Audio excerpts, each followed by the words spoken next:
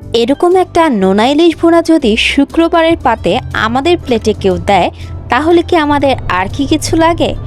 একটা নোনা ইলিশ ভুনা দিয়েই তো এক প্লেট ভাত অনায়াসে খেয়ে ফেলা যায়, তাই না? আপনাদের কাছে কি মনে হয়? আমাকে যদি কেউ এরকম নোনা ইলিশ ভুনা দিয়ে ভাত দেয়, আমার আর কিছুই লাগবে না, আমি এক প্লেট ভাত অনায়াসে খেয়ে ফেলতে পারবো। আজকে আমি আপনাদের মাঝে তৈরি করে দেখাবো নোনা ইলিশ ভুনা কীভাবে আমি তৈরি করেছি। হ্যালো, আসসালামু আলাইকুম এভরিওয়ান, কী অবস্থা সবার, কেমন আছেন? আশা করি সবাই অনেক অনেক ভালো আছেন।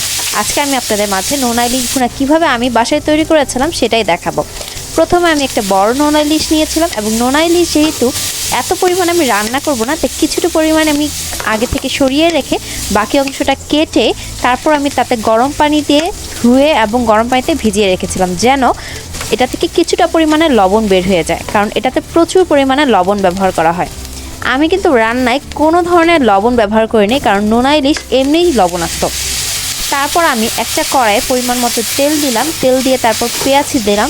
পেঁয়াজ দেওয়ার পর যখন পেঁয়াজটা একটু ব্রাউন কালার হয়ে আসলো, তখন তাতে আমি আগে থেকে কুচিয়ে রাখা রসুন দিলাম। এই ভুনাতে কিন্তু পেঁয়াজ এবং রসুনের পরিমাণ একটু বেশি হবে, কারণ এটা ভুনা। তারপর আমি তাতে রসুন বাটা দিলাম, রসুন বাটা দিয়ে ভালো মতো কষিয়ে নিলাম। তারপর কষানো হয়ে গেলে আমি আগে থেকে রেডি করে রাখা হলুদ গুঁড়া, মরিচ গুঁড়া এবং ধনিয়া গুঁড়া দিয়ে কষাতে থাকলাম। কষাতে কষাতে যখন একটু উপরে তেল ভাসতে থাকবে, তখন আমি তাতে পরিমাণ মতো পানি দিয়ে কষালাম। এভাবে 3 ধাপে আমি কষাতে থাকবো। 3 ধাপে কষানোর পর যখন দেখব ভালো মতো মশলাটা কষিয়ে আসছে, তখন আগে থেকে রেডি করা নোনা ইলিশটা দিয়ে দিব। তারপর ভালো মতো কষাবো এবং আরেকটু পানি দিয়ে নিব। আমার কাছে যদি মনে হয় একটু পানি লাগবে, তারপর পানি দিয়ে নিব।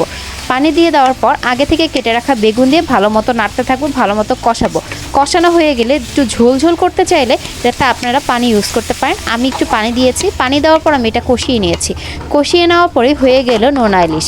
এভাবে খুব সহজে বাসায় বসে তৈরি করতে পারবেন নোনা ইলিশ ভুনা। এভাবে নোনা ইলিশ যদি তৈরি করেন, আপনারা দেখবেন আপনাদের আর কোনো আইটেমই লাগবে না ভাতের সাথে, এবং এটা খেতে অনেক মজা হয়েছিল। আপনারা অবশ্যই বাসায় ট্রাই করবেন, এবং ট্রাই করলে আমাকে কিন্তু কমেন্ট করতে ভুলবেন না। ভালো থাকবেন সবাই। আজকের ভিডিওটা আমি এ পর্যন্তই রাখলাম। আর নেক্সট কোন ধরনের ভিডিও আপনারা আমার কাছে দেখতে চান, অবশ্যই কমেন্ট করে জানাবেন। ভালো থাকবেন সবাই, আল্লাহ হাফেজ।